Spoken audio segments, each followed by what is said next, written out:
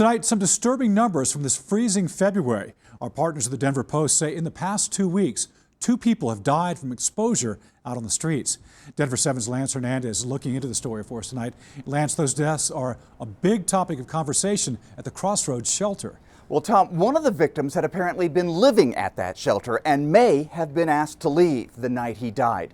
His body found Monday at an RTD bus shelter at 29th and Brighton Boulevard. The other victim found February 8th near 21st in California.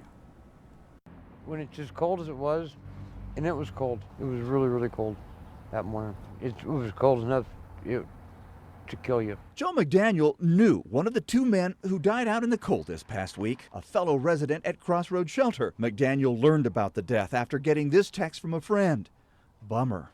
Dead person at 29th and Brighton bus stop froze to death. That text came from a friend who was on a bus that stopped there. McDaniel says he didn't know the victim personally, but had seen him at the shelter many times. He had some kind of conflict in there. Former shelter resident Joe Davis says he wishes someone would have let him know if the victim had been asked to leave. They could have came down here and easily asked me to give them these blankets, these jackets. Even if someone is unruly at a shelter, the option shouldn't be in sub-zero freezing temperatures to be out on the street because you had a behavior problem. Councilwoman Candy Sidabaka's chief of staff says many homeless people have behavior issues because of mental illness or addiction, and the cold weather makes it worse.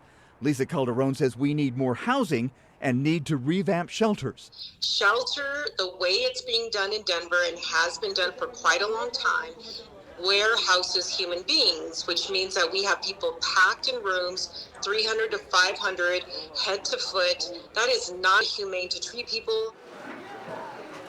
Now, we reached out to the Salvation Army to ask if the man found dead at the bus stop had been asked to leave. A spokeswoman says they're checking on that. She said the Salvation Army makes every effort to keep people warm and safe, especially in harsh weather. She said they actually go out looking for homeless people and provide blankets, gloves, and scarves to those who decline a ride to the shelter.